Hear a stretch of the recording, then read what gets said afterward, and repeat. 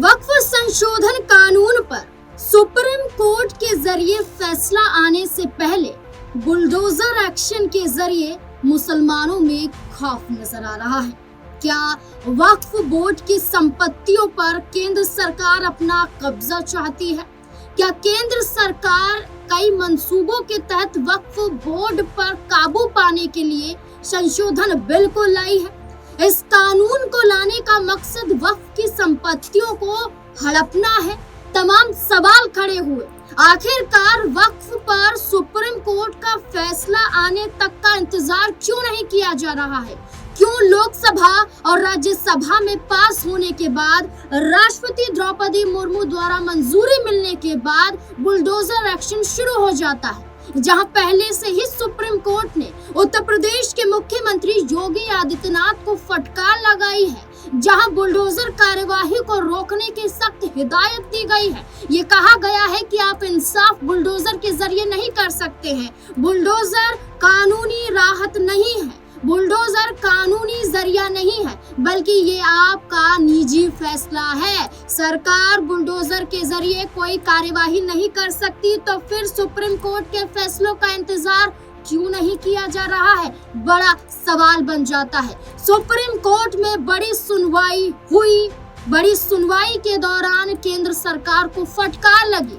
केंद्र सरकार को फटकार लगाते हुए सीजेआई बीआर गवई ने क्या कुछ कहा, ये तो आपको सुनाएंगे, लेकिन उससे पहले आपको ये बता दें कि एआईएमआईएम अध्यक्ष असदुद्दीन ओवैसी ने क्या कुछ कहा वक्फ कानून को लेकर। क्या वाकई ओवैसी जो दलीलें पेश कर रहे हैं, जहां ओवैसी खुलकर इसका विरोध कर रहे हैं, क्या सुप्रीम कोर्ट में अब ये कानून रद्द होकर रहेगा? क्या कुछ ओवैसी कह रहे हैं, सुनिए जरा। कोर्ट ने बाबरी मस्जिद के मुकदमे में वक्फ यूजर को सुप्रीम कोर्ट ने अपील किया। आप उस फैसले के खिलाफ गलत तरीके से एक कानून बनाते हैं। आप खवातीन हैं। इस कानून में यह बात लिखी गई कि अगर कोई अपनी जायदाद को वक्फ औलाद करना चाहता है और वक्फ औलाद करेगा, तो मोदी की हुकूमत ये कह रही है कि बेटी का हक नहीं मारा जा सकता। अब आप खुद अंदाजा लगाइए कि अगर कोई अपनी जायदाद को अल्लाह को उसका मालिक बना रहा है, तो कहां बेटी कहां भाई, कहां बेटा कहां बेटी, कहां रिश्तेदार। मगर ये हुकूमत कहती है कि वक्फ औलाद आप उस वक्त तक नहीं कर सकते जब तक कि आप ये बता ना दें कि बच्चों का हक नहीं मारा जाएगा।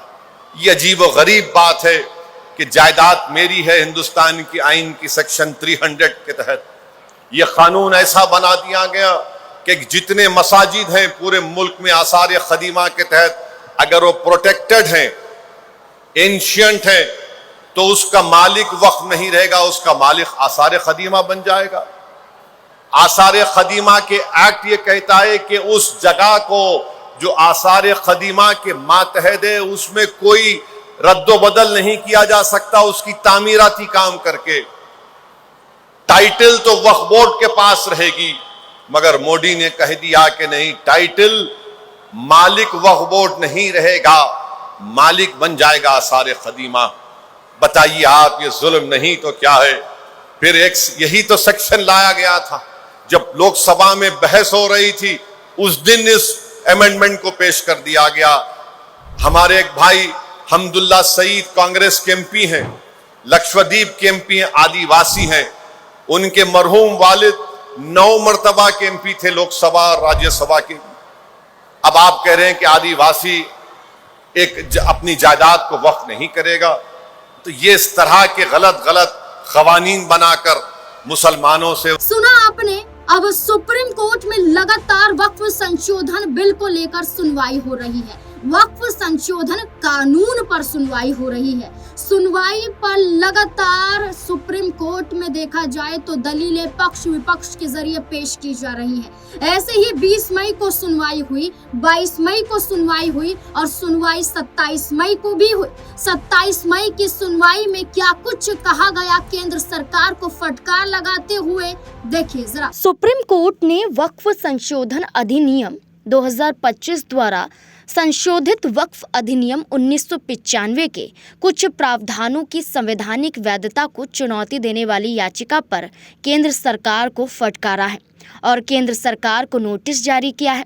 सुप्रीम कोर्ट ने इस याचिका को 1995 के वक्फ अधिनियम को चुनौती देने वाली लंबित याचिकाओं के साथ अब जोड़ दिया है।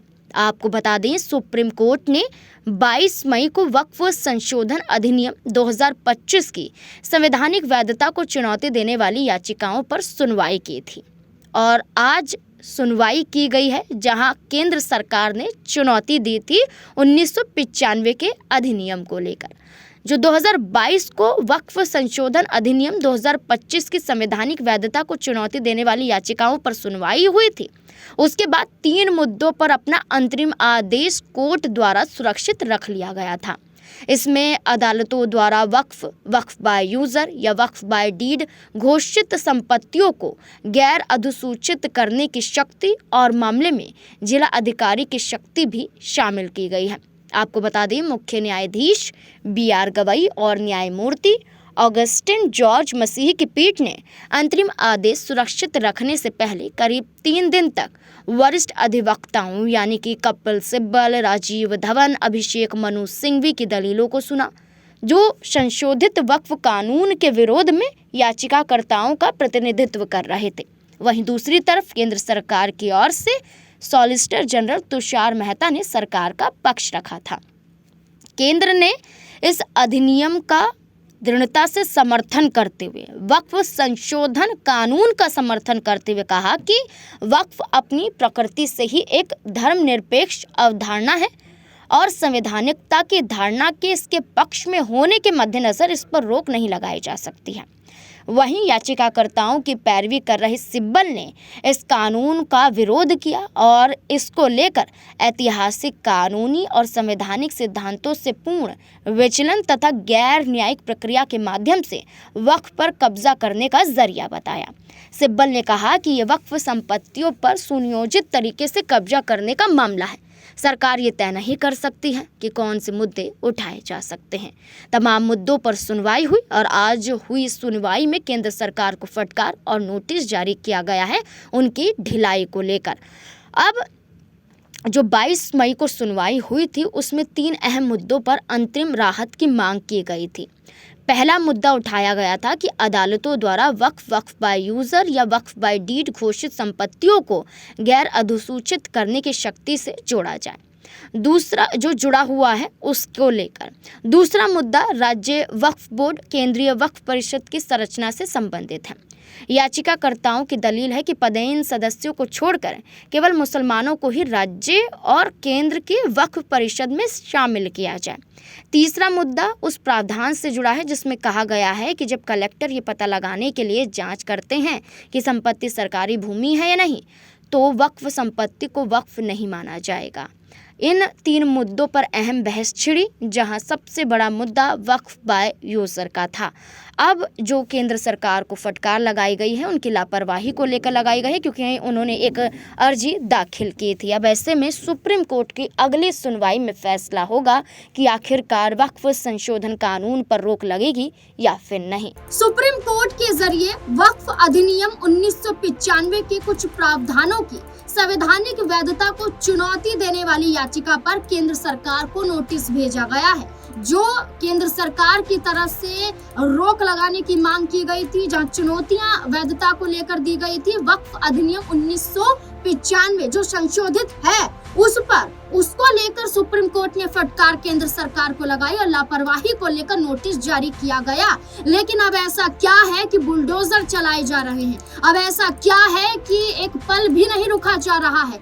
क्या सुप्रीम कोर्ट से बड़ी सरकार हो गई है? क्या सरकार सिर्फ फैसले अपने ही अधिकारों के क्षेत्र में लेना चाहती है? सुप्रीम कोर्ट को क्या भाजपा कुछ नहीं समझती है? आए दिन पहले कई मामले सामने आए जहां तमिलनाडु सरकार बनाम राज्यपाल के बीच में शक्तियों को लेकर बड़ा वाद विवाद हुआ और सुप्रीम कोर्ट ने राज्य सरकार का समर्थन किया। उपराष्ट्रपति हो या फिर राष्ट्रपति हो या सांसद हो, भाजपा के इन बड़े चेहरों ने सुप्रीम कोर्ट पर सवाल खड़े किए, उनकी शक्तियों पर सवाल खड़े किए, लेकिन सवाल अब भाजपा सरकार पर खड़े हो रहे हैं कि आखिरकार फैसले से पहले क्यों बुलडोजर कार्यवाही की गई है और बुलडोजर कार्यवाही के तहत क्या देखा जाता है, आपको एक एक करके रिपोर्ट के जरिए बताते हैं। दरअसल आज तक की एक रिपोर्ट है जिसमें साफ तौर पर लिखा गया है कि वक्फ बिल पास होते ही योगी सरकार का बड़ा फैसला, जानिए कौन सी संपत्ति जब्त करने का हुआ आदेश।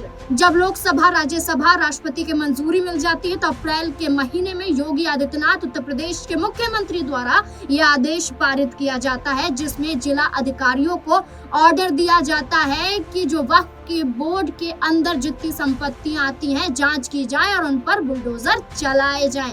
इसके बाद दैनिक जागरण की एक रिपोर्ट है।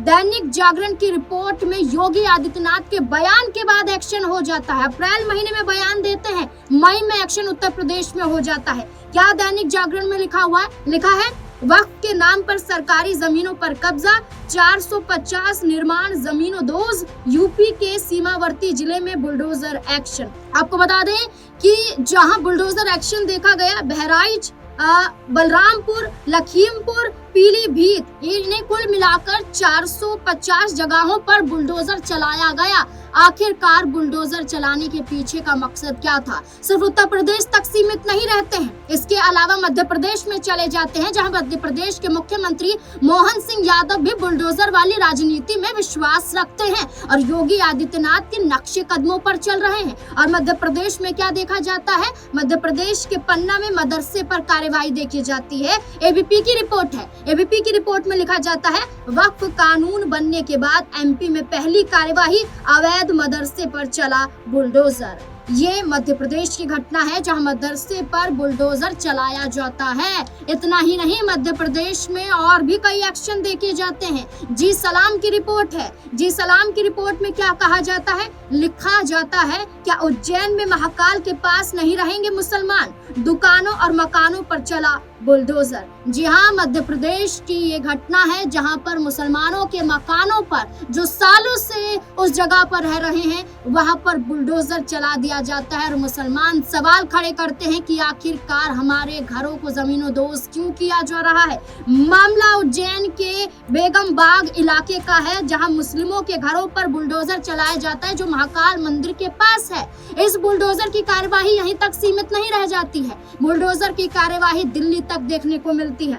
दिल्ली के बटला हाउस में नोटिस चिपका दिया जाता है और ये कहा जाता है कि 15 दिन का समय है, खाली कर दीजिए वरना बुलडोजर चला दिए जाएंगे। ये कहा जाता है कि ये अवैध है, यहाँ पर अवैध कब्जा किया हुआ है। लेकिन यही तो लड़ाई है वक्फ बोर्ड के जरिए मुसलमानों की और केंद्र सरकार की। अब देखना होगा सुप्रीम कोर्ट की अगली सुनवाई में क्या वक्फ कानून रद्द हो जाएगा, जिस तरह की लगातार कार्यवाही देखने को मिल रही है।